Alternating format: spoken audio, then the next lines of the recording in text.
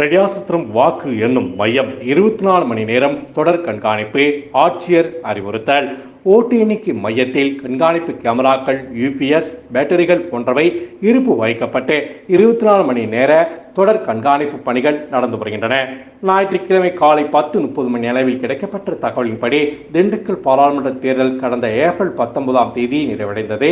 அதன் பின்பு ஓட்டுப்பதிவு இயந்திரங்கள் சீல் வைக்கப்பட்டு ரெடியாசத்திரம் அருகே உள்ள அண்ணா பல்கலைக்கழக கல்லூரியில் அமைக்கப்பட்டுள்ள ஓட்டு எண்ணும் மையத்துக்கு கொண்டு செல்லப்பட்டன.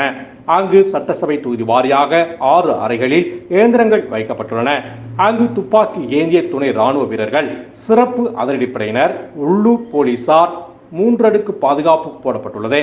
அதேபோல் வாக்கு எண்ணிக்கை மையம் முழுவதும் 283 கண்காணிப்பு கேமராக்கள் பொருத்தப்பட்டு 2 கட்டுப்பாட்டு அறைகள் மூலம் கண்காணிக்கப்படுகிறது. இந்த பாதுகாப்பு பணியை திண்டுக்கல் மாவட்ட ஆட்சியர் பூங்குடி, மாவட்ட காவல் கண்காணிப்பாளர் பிரதீப் ஆகியோர் தினமும் நேரில் ஆய்வு செய்து வருகின்றனர். இந்த நிலையில் தமிழகத்தின் ஒரு சில பாராளுமன்ற தொகுதிகளின் ஓட்டு எண்ணும் மையத்தில் கண்காணிப்பு கேமராக்கள் பழுதான சம்பவங்கள் நடந்தன.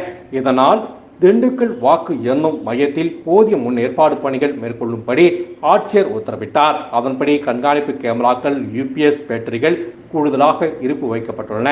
மேலும் கேமராக்கள் பழுது ஏற்பட்டால் உடனடியாக சரி செய்ய அறிவுறுத்தப்பட்டுள்ளது. இதற்காக 24 மணி நேர தொழில்நுட்ப பயிற்சியாளர்கள் சுழற்சி முறையில் பணியில் உள்ளனர்.